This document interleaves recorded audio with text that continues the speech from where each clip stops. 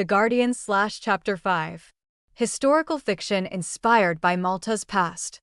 All characters and dialogue are invented for storytelling.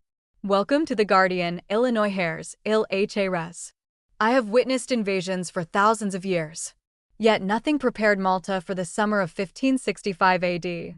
I was still recovering from the lightning storm when I saved Giuseppe Cumbo and Tony Bahada. It left me changed. I could nudge small things, a ripple on water, a pebble on stone, a whisper that almost reached an ear.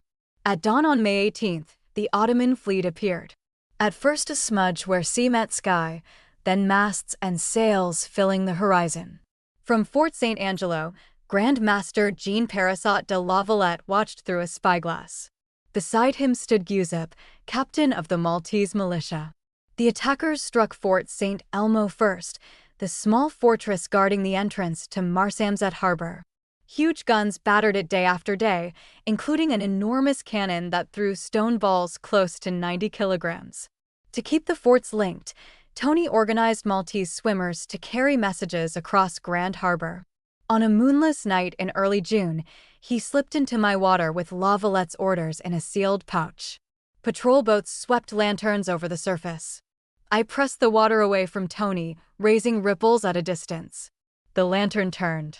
Voices shouted. Tony Dove passed beneath the boat unseen and reached St. Elmo's sea gate with one command: hold as long as possible. In Burgo, Rosina Cumbo turned a hospital courtyard into a triage center. Wounded arrived daily. She worked without pause. On June 23rd, after 31 days of assault, Fort St. Elmo fell. The defenders were gone, but their stand bought time. Burgo and Singlia tightened their defenses as the siege rolled inward. Rubble and heat. Work without sleep. Time paid in days. Giuseppe organized Maltese fighters into rotating companies along the walls. Quarrymen listened through limestone for tunnels and collapsed them. Night raids broke siege equipment and forced it to be rebuilt. In mid-July came the harbor assault on Singlia. Engineers pushed a floating bridge of planks over barrels toward the lowest walls. A sentry spotted a flaw: the bridge was poorly anchored. Tony led swimmers to the moorings while Giuseppe directed the strike. I added what I could, coaxing the current against the weak points. The bridge shifted, broke apart, and the attack failed. Supplies dwindled. A small relief force arrived from Sicily. It could not break the siege, but it lifted morale.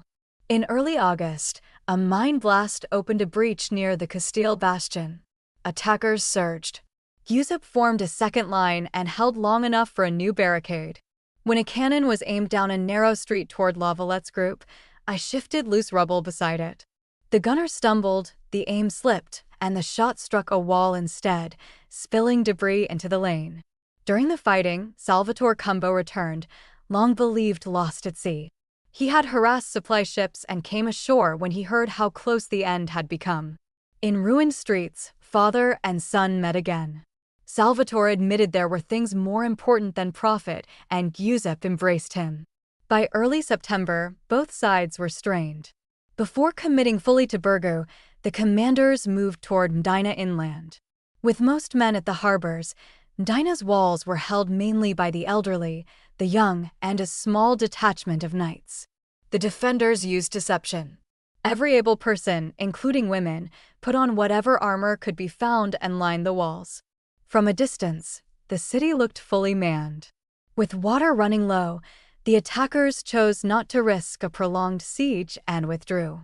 On September 7th, the long-awaited Grande Soccorso arrived from Sicily, nearly 10,000 Spanish and Italian soldiers landing in the north. On September 8th, after nearly 4 months, the Ottoman forces withdrew. The Great Siege had ended. Burgo and Singlia lay in ruins. But Malta stood. Broken walls stand proud. Victory carved in limestone. Malta's heart beats on. In Fort St. Angelo, La Valette gathered the surviving commanders. He said some would write that the knights alone saved Malta, but he named the Maltese courage plainly. Giuseppe answered that the victory belonged to all who had held the line together. La Valette spoke of a new fortified city on Mount Siberas, a city that would bear his name, Valletta. Construction would begin as soon as the dead were buried. Giuseppe found Rosina still tending the wounded, giving the same care to Maltese and knights. Even in victory, the work did not stop. As for me, I retreated deep into my limestone heart to recover. For millennia I watched. During this siege, I began to act. Small actions, yes, but the change in me was real. And the sea was already carrying the next chapter toward Malta. Visit Malta. Go to ManicMalta.com/G0 for a family-run Airbnb. 5. Short.